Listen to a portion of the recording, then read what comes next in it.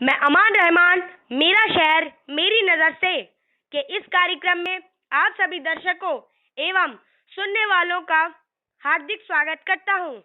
आज तक हम सभी ने विभिन्न सरकारी योजनाओं का लाभ उठाया है, लेकिन मैं अपने इस कार्यक्रम में सरकारी परीक्षाओं से संबंधित एक ऐसे कार्य को दिखाने का प्रयास करने जा रहा हूं, जिसका प्रभाव यहाँ रह रही लगभग 10,000 की आबादी पर पड़ रहा है और तो और यहाँ आने वाले और इस सड़क का उपयोग करने वाले लोगों पर भी बुरी तरह से पड़ रहा है।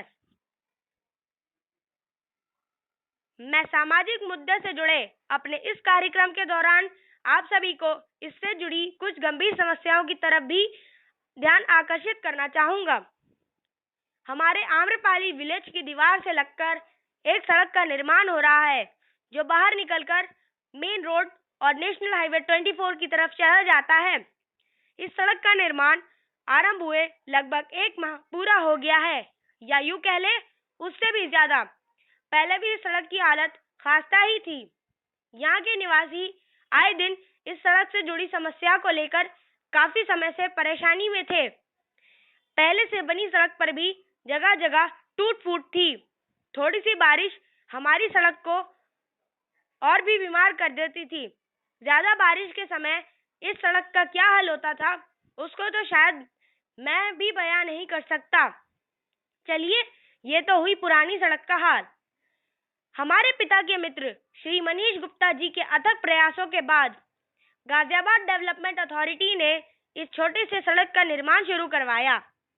मैं आप सब आम्रपाली निवासियों, यहाँ के दुकानदारों और आसपास रह रहे निवासियों की तरफ से श्री मनीष गुप्ता जी को तहे दिल से धन्यवाद देता हूँ।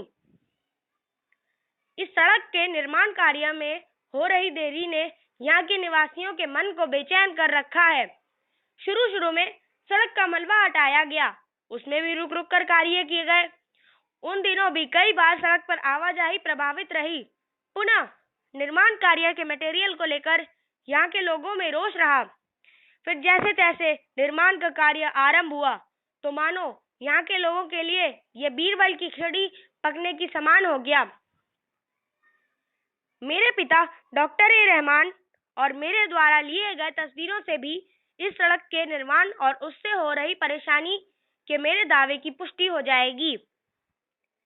आज से लगभग 2 हफ्ते पूर्व श्री मनीष गुप्ता, श्री अमित सांध्या जी और डॉक्टर ए रहमान की मौजूदगी में जूनियर इंजीनियर श्री शैलेंद्र जी ने निर्माण कार्य को तेज करने का भरोसा दिलाया था।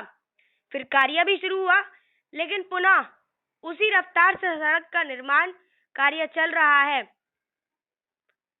इस सड़क का इस्तेमाल करने वाले नागरिकों की परेशानियों का तो जैसे अधिकारियों को रत्ती भर भी परवाह नहीं है। उन्हें इस बात की जानकारी भी होगी कि सड़क या योजनाओं पर सरकार जो भी खर्च करती है, उसका एक बड़ा हिस्सा हम जनता से टैक्स के रूप में लेती है।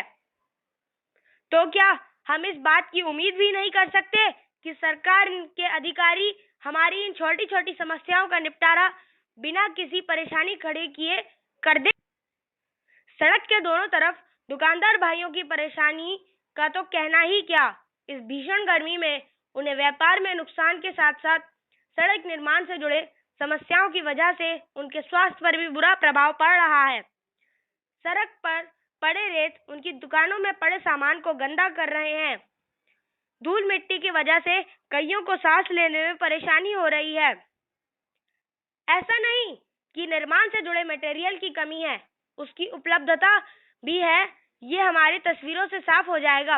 हमें इस बात का पूरा डर है कि यदि इस सड़क के निर्माण में जल्द से जल्द पूरा नहीं किया गया, बारिश के मौसम में इस सड़क का हाल बद से बदहाल हो जाएगा।